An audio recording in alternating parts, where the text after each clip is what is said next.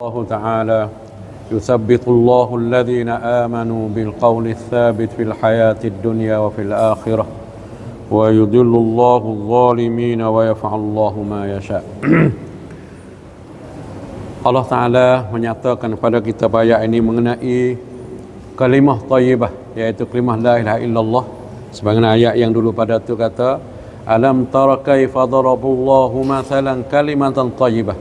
Kalimah thayyibah iaitu kalimah la ilaha illallah yang ada dalam sanubari kita, yang kita kata dan yang kita pegang, yang kita yakin, yang kita beramal turut muqtada dia. Tu apa yang disuruh oleh Allah Ta'ala. Maka dia kata kalimah ini menjadi kalimah yang baik pada diri kita, bukan sekadar di dunia, bah malahan di akhirat. Nah, sebab tu Allah Ta'ala kata yusabbitullahu alladhina amanu. Allah Ta'ala akan menetap, Allah Ta'ala akan meneguh hati orang-orang yang beriman. Nah, dengan perkataan yang teguh tadi, apabila temu dengan ujian, yusabbitullahu alladhina amanu bil qawli tsabiti fil hayatid dunya. Dalam negeri dunia itu dia boleh mempertahankan dengan iman yang adalah tubuh pada dia, marilah uji apa tidak gonye. Nah, la ilallah yang dia beramal dengan sungguh-sungguhnya, kalimah yang dia kata dengan sebenar-benarnya, maka perkara itu menjadi suatu saksam pada diri, boleh meneguh dalam menempuh ujian dalam hidup dunia ini. Jadi kita tengoklah manusia-manusia yang ada sebenar-benar kalimah thayyibah yang menurut muqtada Quran khandak itu, maka jadi boleh melepaskan diri dari ujian di atas dunia ini, dalam dunia lagi. Jadi sebab itu kita tengok kata apabila manusia tidak ada teguhnya kalimah thayyibah dalam sanubari dia, hati dia, maka bila kena ujian dunia tu dia akan berubah.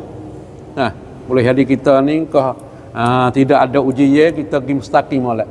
Betul molek. Berkata ujian, maka hati kita akan terbalik, atau kita akan terpesong, atau kita akan berubah. Kalau hukum dulu lagu ni berkata mari stanakan hak nampak kepentingan, kita jadi lagu lain. Nah, kita kata mula-mula kata ada duit apa lagi dah. Berkata ada duit itu, jadi balik. Mana ujian dunia tu dengan mari sekut sama atau ujian apa-apa sahaja yang kita kata hak Allah nak uji kita, wa emo peringkat kita, wa emo duit, kita mahu wa emo panggil gapo ni wanita dan sebagainya, merupakan ujian di dunia belaka tu dah. Nah, zinatul hayatid dunya ujian. Tapi bermali perkara itu kalimah kita jadi berubah. Maka Allah Ta'ala kata kalau benar-benarnya kalimah thayyibah yang ada dalam kali kamu itu, nah sebenarnya maka boleh kita menahan ujian gapo takkan berubah. Hak yang paling penting lagi apabila dunia selamat, boleh menepuhi ujian tersebut, wa fil akhirah, dalam akhirat pun sepatu juga. Dulu hadis Nabi SAW kata apabila dikuburkan seseorang mayat, maka datang roh malaikat. Nah, keluar pergi jalan ngok-ngak 2 3 4 cakap, maka gang mari selalu. Nah, 2 malaikat tersebut akan tanya. Nah, tak kira lah orang martabat mana, nah tinggi semana tak ada kira, raja ke, menteri ke, tak tahu apa saja, dia mari semua. Fakir miskin mari tanya belaka. Nah, tentang soalan yang pada waktu itu. Maka orang yang ada kalimah pada waktu itu dia boleh menjawab akan soalan yang ditanya oleh muka nakir dengan selamat.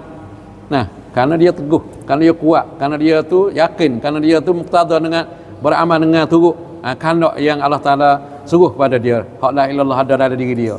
Yang sahabat dia tanya ma rabbuka, maka dia jawab dengan baik. Wa ma nabiyyuka, wa ma imam, jawab boleh semuanya. Tapi jawab sini bukan untuk mengapa dak lah. Jawab lahir daripada keyakinan amal yang dilaksana di atas dunia lagi. Nah, tapi yang paling menariknya dalam itu dia kata bagaimana kamu tahu jawab atau tahu orang yang diutus kepada kamu sianu dan imam kamu sianu. Maka yang menjawab itu jawab apa? Qara'tul Quran. Aku baca Quran. Jadi aku boleh jawab sebab aku baca Quran. Maka tak mungkinlah kita baca Quran tanpa mengerti isi kandungnya dia. Pasti orang baca Quran kena mengerti isi kandungnya, barulah dia boleh beramal dan muqtada hak ayat yang Allah Ta'ala kepada dia dalam Quran. Berarti inilah kita tengok kata Quran yang boleh mensyafaatkan kita dari akhirat dengan melalui baca kita dan dengan melalui kita reti isi kandungnya dan boleh beramal dengan apa yang kita beriman itu. Sebab tu maknanya alangkah kita kena pakai hibuh. Nah, panggil ajaran Quran dalam masyarakat kita, atau kita pakai pergi belaka dengan sebar Quran masyarakat. Jadi sepengabo kata nak tahu tentang hukum hakam yang bersakup dengan Allah Taala, Quran mula-mula. Kita dah tengok atau tempat kita satu perubahan lah. Satu ketika dulu kata tak baca Quran sepo dongai, bahasa dongai cerita, hak ngaji hak kita ngaji habis kita dulu tu bahasa hak tu sungguh. Memang royak gapo, apa cerita dongai. Quran royak bahasa cerita dongai. Royak naik patubai nak atas langit. Jadi sebab apa kita tak bisa dengar. Dengan ngapa tuan ngepak dengar tu. Baru ngapa dengar orang lain. Tak dengar Quran. Sebab tu kita dengar hadis yang Ibnu Katsir kata orang boleh jawab kata aku baca Quran. Situ kita rasa seduk hati kita, Allahu Akbar. Baru masuk kubur hak ni hak asasi sungguh. Dan kita nak jawab kepada malaikat di suatu hari nanti kata fil hayatid dunya wa fil akhirah. Ditanya dengan kita boleh dapat benar Quran insya-Allah taala. Wa yudullahu zalimin wa yaf'alullahu ma yasha. Tapi Allah Taala beri hidayah pada orang yang dia kehendaki, dan bagi orang yang tak ada kehendaki itu nak buat kena lah. Sesungguhnya dengan itu kepakat usahalah supaya kita boleh mendapat petunjuk pada Allah Subhanahu wa taala. Wa sallallahu nabiyana Muhammad wa ala alihi wasallam.